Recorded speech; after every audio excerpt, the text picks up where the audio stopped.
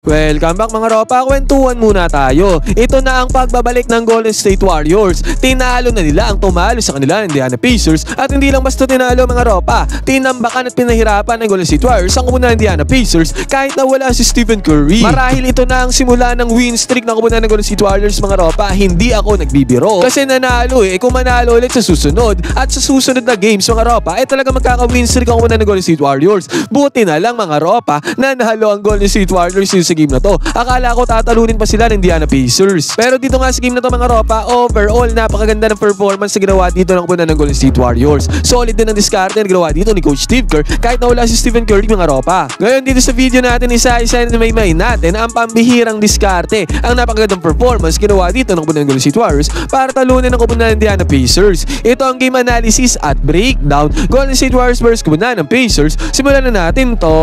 Okay game. Ngayon mga ropa, ang first 5 na gamit dito ni Coach Steve Kerr dahil wala nga si Stephen Curry mga ropa. Starting point guard dito si Brandon Podziemski. Shooting guard dito si Jimmy Butler mga ropa. Forwards dito si Jonathan Kuminga at si Draymond Green. At starting center niya dito, ang shooter na center na si Quentin Bones mga ropa. At dito sa unang possession nila mga ropa, naka-man to man defense dito ang kupunan ng Indiana Pacers. At tignan natin ang gawang play dito ng kupunan ng Golden State Warriors mga ropa. Nagpunta sila dito kay Jimmy Butler. Ang nangyari dito mga ropa, tumakbo sa position na to si Brandon Podziemski. Kaya siya tumakbo dyan mga ropa ay para screenan itong si Quentin Bones mga ropa. Pagkapasa dyan ni Jimmy Butler, kitang-kita natin kuwang-kuwa ng defender dito ni Brandon Podziemski sa may screen na yan. Open na open si Quentin Bones dito sa may 3-point area. Ang unang play na sinet dito ng Golden State Warriors mga ropa ay successful. Basket is good para kay Quentin Bones. Samantala mga ropa, sa unang parte ng laro ay naging dikitan ng laban dito. Bumawi na magandang play dito ang Indiana Pacers. Pick and roll gameplay mga ropa, nagkaroon sila ng easy 2 points dyan. Basket is good. Nag-pick and roll gameplay din dito ang Warriors mga ropa. Pagka-roll dyan ni Quentin Bones, pinasa niya yung bola dito sa may left side na nag-aantay si Draymond Green mga ropa. Pumasok ang 3-pointer dito ni Draymond Green. Basket is good. And then after pa nito mga ropa, nagkaroon ng isolation play. Itong si Jimmy Butler. Pinanis si Jimmy Butler dyan ng one-on-one defense sa Indiana Pacers mga ropa. Nakapagpuntar siya dyan ng easy 2 points. Samantala mga ropa, si Andrew Nembhard naman ay nakakuha ng easy 2 points para sa kupunan ng Pacers. At si Draymond Green mga ropa, ang gandang kick-out play ang ginawa kay Quentin Bones na naghihintay dito sa may right side corner 3-pointer.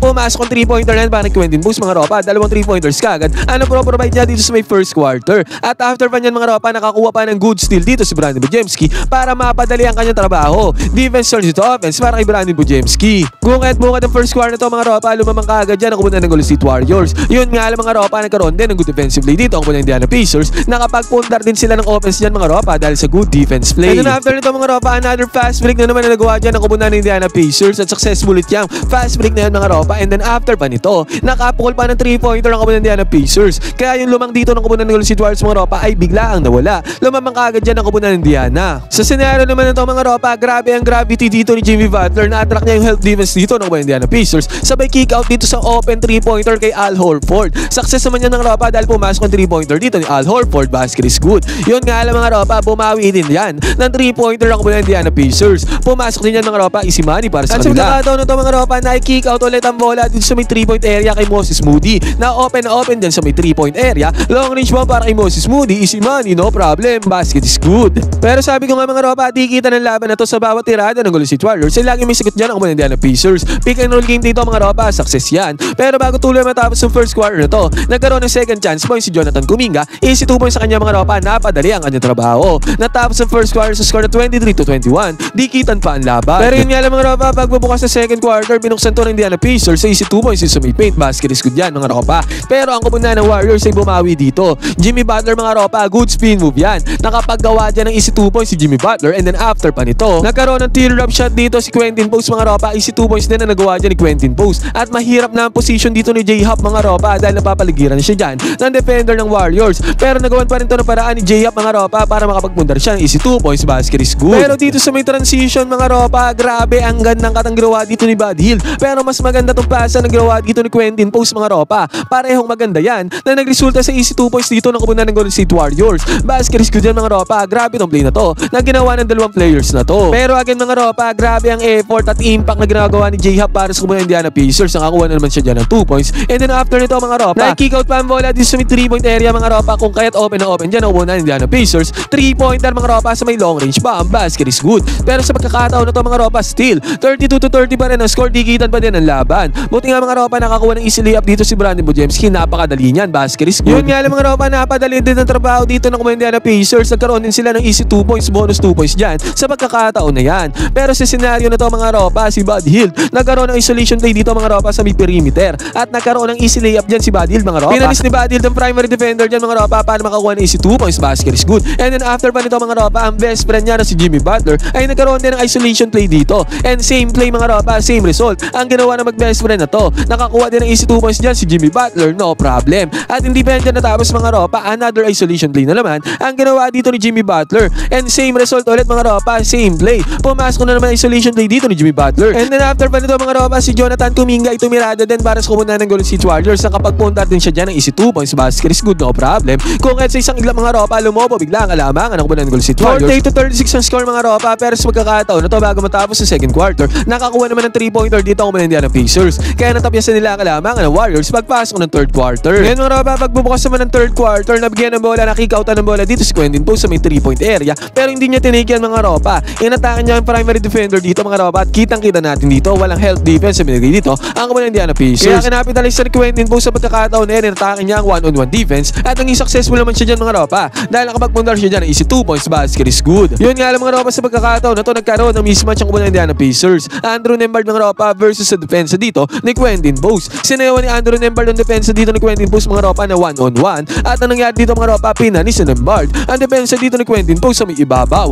3-pointer para kay Nembhard. Basket is good. At ang nangyari pa dito mga ropa, good kick out play pa ang ginawa ni J-Hop papunta sa kanyang teammate mga ropa. Tendency outcome yan. Open na open mga ropa, pasok ang 3-pointer dito para sa Indiana Pacers. And then after nito mga ropa, si J-Hop naman ang na-kick outan ng 3-pointer dito para sa Indiana Pacers. Pumasok na ng 3-pointer dito ni J-Hop mga ropa. Basket is good. Kung kahit sa pagkakataon na to mga ropa, dito sa may third quarter, nag-all 53 ba ang score mga ropa, dikitan pa ang laban. At dahil lumidikit na nga dyan ang Indiana Pacers mga ropa, nagpunta na ang Warriors dito kay Jimmy Butler. Nagpaset siya ng screen dito kay Draymond Green mga ropa at ang nangyari dito, tinantya lang ni Jimmy Butler dito ang depensa ni J-Hop mga ropa sabay atake at ang tendency outcome niya mga ropa, nakagaroon ng easy 2 points dito si Jimmy Butler. Basket is good. And then after nito mga ropa, nagmintes ang kupunan ng Indiana Pacers. Nakuha ng Warriors ang bola dito mga ropa, nagkaroon sila ng fast break at successful fast break to mga ropa dahil naipasa ni Jonathan Kuminga ang bola kay Jimmy Butler na nagkaroon ng back-to-back 2 points dito sa pagkakataon. Pero sinolo naman dito ni Andrew Nembhard ang possession ng Indiana Pacers mga ropa. Binangga niya ang depensa dito ni Quentin Poole sa may ilalim. Mas nang ibabaw dyan ang opensa ni Andrew Nembhard mga ropa. Easy money na easy money para sa kanya mga ropa, no problem. At sa pagkakataon na to mga ropa, inatake ulit ni Jimmy Butler ang depensa ng Indiana Pacers. At kitang-kita natin dito mga ropa, dalawang players sa Indiana Pacers ang pinanis dyan ni Jimmy Butler. Pero ang Indiana Pacers mga ropa, nagkaroon ng pick and pop play dito against sa kupunan ng Warriors. Ang nagpop dito mga ropa ay walang iba kundi si J-Hop ulit mga ropa. Pumasok naman 3-pointer dito ni J-Hop. Basket is good. At pagkatapos nito mga ropa, good pass pa papunta doon sa may baseline. Ang nagawa dito Indiana Pacers, easy 2 points yan mga ropa. Kung kahit sa pagkakataon na to dito sa may third quarter, lumamang pa dito ang kupunan ng Indiana Pacers against sa kupunan ng Warriors. Yun nga lang mga ropa, hindi nagpabaya dyan ang kupunan ng Golden State Warriors. Na-open naman dito si Moses Moody mga ropa sa may 3-point area. Open na open yan mga ropa, mainit si Moses Moody sa may 3-pointer. Pinasok niyan mga ropa, easy.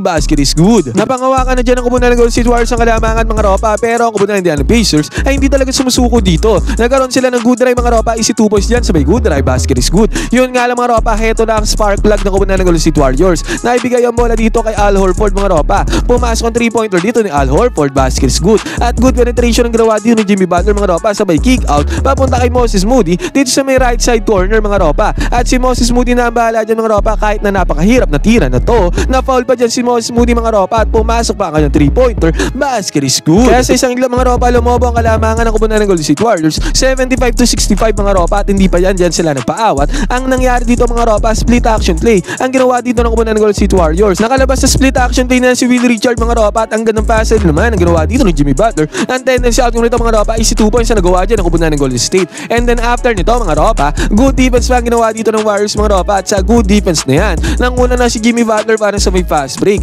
Napadali ang kanyang trabaho dito mga ropa para sa easy 2 points. Basket is good. At dahil dyan mga ropa, naging 79-65 ang score. Lumaban na sa 14 points ang kalamangan dito ng kupunan ng Golden State. Buti nga mga ropa, natapiasan ng kupunan ng Indiana Pacers ang kalamangan dyan ng Warriors na pigilan nila ang momentum. Dito sa may 3-point turn na to mga ropa, pumasok yan. Basket is good. Yun nga lang mga ropa, na i-kick out ulit ang bola papunta kay Al Horford. And again mga ropa, same shot, same result. Pumasok naman 3-pointer dito ni Al Horford, easy money. And then after pa nyan mga ropa, si Will Richard naman ay nag-ambag pa ng putos dito para sa kupunan ng Golden State. Mid-range jumper mga ropa, pumasok yan para kay Will Richard, no problem. 84-68 na score dito mga ropa. Sa pagkakataon na to, tambakol pa rin ang kupunan ng Pacers. Nagkaroon naman sila ng 2 puntos dito mga ropa. 2 pumasok yan mga ropa para sa kanila. Good for them. Pero sa pagkakataon na to mga ropa, easy 2 points naman ang nagawa ni Jimmy Butler doon sa may ilalim, doon sa may paint. And then after pa nito mga ropa, ang gandang pick and roll gameplay pa ang ginawa dito ng Indiana Pacers. Naging successful yan mga ropa. Basket is good, easy 2 points para sa kanila. Yun nga lang mga ropa, again, nakapukol na naman ang 3-pointer dito ang kubunan ng Golden State Warriors. Wala talaga silang magawa against sa 3-pointer na kubunan ng Golden State mga ropa. Basket is good yan.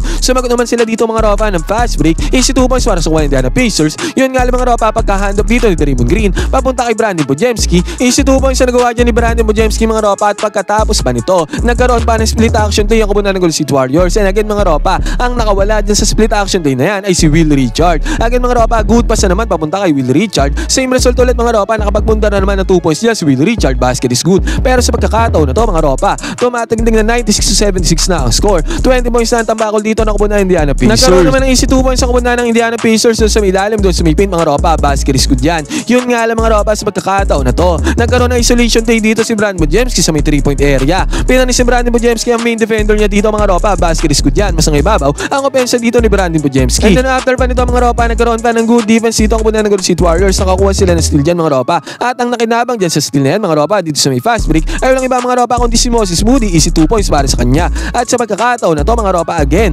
another good defense na naman ang ginawa dito ng kubunan ng Golden State Warriors mga ropa. At ang napadali ang trabaho dito ay walang iba mga ropa kundi si Will Richard. Basket is good para kay Will Richard. Nagkaroon naman ng triangle offense dito ang kubunan ng Golden State Warriors mga ropa. At dyan sa triangle offense yan, nakakuha sila ng easy 2 points mga ropa. Basket is good. At ang ganda setup play din ang gawa dito ni Buddy Hield. Papunta kay Trayce Jackson Davis mga ropa, easy 2 points na gawa dyan ni Trayce Jackson Davis. At sa pagkakataon na to mga ropa, naswingan naman ang bola itong si Guy Santos mga ropa dito sa may 3-point area. Hindi rin binigo ni Guy Santos dito ang kubunan ng Golden State Warriors. Pumasok ang 3-pointer niya dyan mga ropa. Basket is good. At si Pat Spencer mga ropa, pinadali dito ang trabaho, ang buhay ni Buddy Hield. Nagkaroon ng easy 2 points niya si Buddy Hield mga ropa galing sa magandang pasa ni Pat Spencer mga ropa. Yun nga lang, nagkaroon ng 2 points dito ang Indiana Pacers bago matapos ang game na to. Still mga ropa, panalo pa din naman dito ang kubunan ng Golden State Warriors. 114-83 natapos ang score dito. Tumataginding na 31 points na naging tambakol dito ng kubunan ng Indiana Pacers mga ropa. Sa wakas nakabawi din ang kubunan ng Golden State Warriors against sa kubunan ng Indiana Pacers. Solid na pagbawi ito mga ropa at ang must win to, kailangan talaga ng Golden State Warriors ang panalo na to